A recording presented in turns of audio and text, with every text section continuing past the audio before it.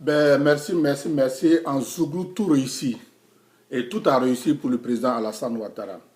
Voilà, donc c'était une manière pour les Zougoulemans de dire merci et rendre hommage à Alassane Ouattara. Ben, bonjour, je suis Hervé Kofi. Je vais me prononcer sur la situation politique en Côte d'Ivoire. Parce que là, ça bouge, ça bouge, ça bouge.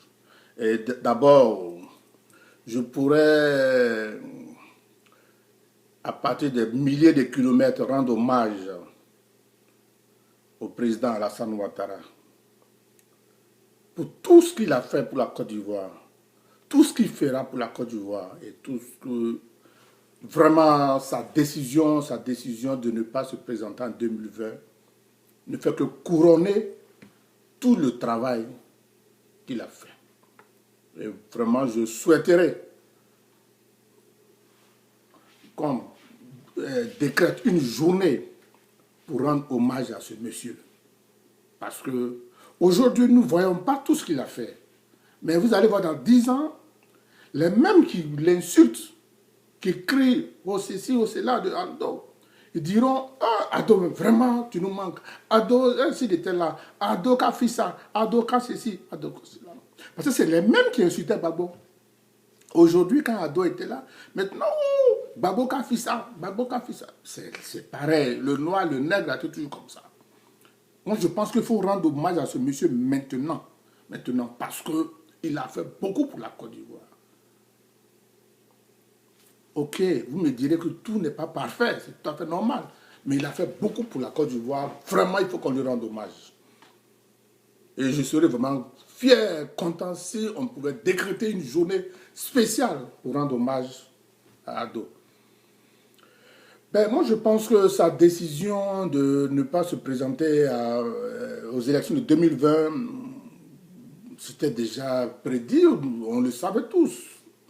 À part certaines personnes qui passaient leur temps à l'insulter sur les réseaux sociaux, ben, je prends des personnes comme Mamadou Koulibaly qui continuaient il doutait que Ado était en train de tripatouiller la Constitution pour se représenter. Il y a plein d'autres. Comment on appelle ça? Le conseiller juridique de M. Soro, le Camerounais, qui ne parle pas de son président qui est en train de faire 50 ans là-bas, mais qui s'occupe plutôt de notre président. Et ça, la dernière fois, je l'ai rappelé. J'aime bien le président Soro, ça, je ne peux casser. Je suis un de ces... J'aime bien le président Soro, mais je n'apprécie pas qu'il se fasse conseiller par ce Camerounais qui ne fait passer que son temps à insulter nos dirigeants. Je ne suis pas d'accord. Qui parle du Cameroun? Qui parle de son président qui est resté, je ne sais pas combien d'années au pouvoir? Aujourd'hui que le président Alassane compte se retirer, c'est encore un problème. On l'insulte, mais finalement, qu'est-ce que vous voulez? Vous avez la chance que c'est Ado. Quelqu'un d'autre dit, ok, je suis là, je suis le candidat. Et puis voilà, il n'y a rien. Mais c'est un homme de paix. Et il veut le mieux pour son pays. C'est pour ça qu'il se retire. Et il transmettra. Et pas que quand il parle de transmettre, c'est normal au niveau du RHDP, s'ils peuvent proposer un candidat. Moi, je ne vois pas en quoi cela intéresse toute la Côte d'Ivoire. Il parle du RHDP. Le RHDP peut proposer un candidat ou alors désigner un candidat. Ça n'engage que. Mais il ne vous dit pas qu'il vous impose un candidat. Moi, je pense qu'il faut savoir lire dans les dits des gens. Voilà. Moi, je pense d'abord qu'on lui dise merci pour tout ce qu'il a fait pour la Côte d'Ivoire et son retrait. Et ça, par exemple, ça va recadrer les choses, le système politique en Côte d'Ivoire. Je voulais m'attarder un peu sur le retrait du président Ado, enfin, pas le retrait, la décision de ne pas se présenter en 2020. Je pense qu'au niveau du RHDP, parce qu'il ne faut pas qu'on se blague. Parce que le départ d'Ado risque de créer des confusions, mais plein de problèmes au sein du RHDP. Parce que jusqu'à preuve du contraire, Ado n'a jamais sorti de sa bouche que c'est le Premier ministre Gon qui proposait. Mais c'est toujours les on-dit, c'est les à côté, les ceci, c'est là.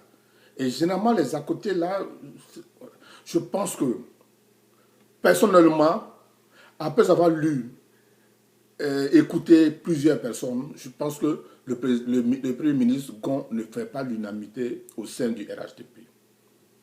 Donc, il faut maintenant commencer à organiser des rencontres, des discussions, amener les gens à comprendre pourquoi c'est lui le candidat, pourquoi c'est lui qu'on doit proposer ceci, cela. Et si on voit qu'il y a problème, on passe aux primaires. Il faut le faire avant d'arriver aux élections. Parce que si nous attendons à 2 ou 3 mois des élections, vous allez voir des candidats qui vont sortir de nulle part et ça va créer une déchirure au sein du RHDP. Il ne faut pas qu'on se mente.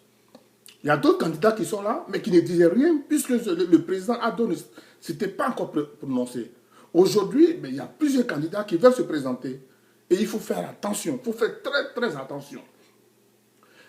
N'imposons pas quelqu'un. Allons par consensus. Si vous voyez que le consensus ne marche pas, passons aux primaires. Et celui qui sera désigné comme candidat du RHDP sera présenté. Je pense que ça ira sans problème. C'est mon conseil.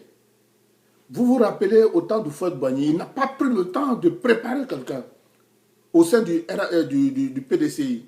Après, nous avons vu ce qui s'est passé entre le président Bédié et le président Alassane. Et ça continue jusqu'à aujourd'hui. Donc, évitons de tomber dans ce genre de truc.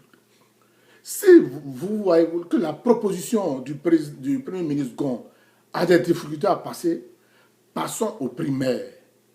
Ou alors commençons maintenant à organiser des rencontres, des discussions avec les gens. Pourquoi c'est lui qu'il faut à la tête du RHDP, ceci, cela. C'est très, très important.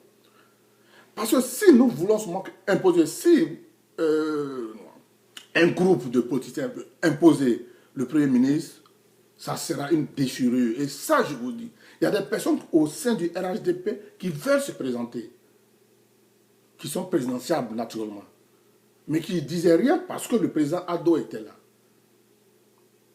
Donc, mon conseil, mes propositions au président Alassane, commencez les concertations. Commencez les concertations maintenant. N'attendons pas à 2 ou 3 mois des élections. Ça sera tard. Certaines personnes vont vouloir se présenter. Et vous vous rappelez, qu'est-ce qui a cassé le PDCI?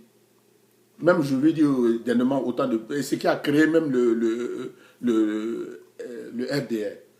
C'est les mêmes situations. Nous attendons trop. C'est maintenant que nous devons commencer les concertations avant de mettre un leader, quelqu'un qui est aimé par tout le monde. Pas tout le monde, je parle, là je m'adresse au RHDP. C'est très important. Très, très important. Je vois sur les réseaux sociaux partout, oui, c'est le Premier ministre Gon, tout et tout, tout et tout. Et en même temps, quand vous lisez en face, on nous parle de Ahmed Bakayoko qui est en train de lancer aussi ses gars. On parle du ministre des Affaires étrangères à Montano. Il y a aussi le président, le vice-président aussi qui veut être président. Ah oui, il veut aussi être président. Il est présidentiable. Je parle du vice-président Kablan. Donc faisons attention. Moi je pense que si les concertations, après s'il n'y a pas de consensus autour d'un candidat, passons aux primaires avant d'arriver aux élections. Vous verrez que la Côte d'Ivoire, le RHDP va sortir grandi.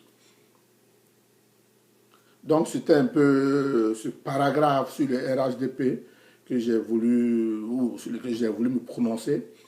Ben, après ça, je pense que il n'y a plus grand chose. Nous allons, en tout cas, le RHDP a beaucoup de militants. Beaucoup de militants. Mais, comme je dis, il faut qu'on réfléchisse à la personne qui doit être le leader, qui doit accompagner le RHDP aux élections de 2020. Une fois de plus encore, je vais dire merci. Merci beaucoup au président Alassane. J'espère que Dieu va vous donner encore longue vie pour que vous restez aux côtés des Ivoiriens, pour aider le futur président, et j'espère qu'il sortira du RHDP afin que la Côte d'Ivoire reste toujours ce grand pays. Ce grand pays. Merci beaucoup. Hervé Kofi.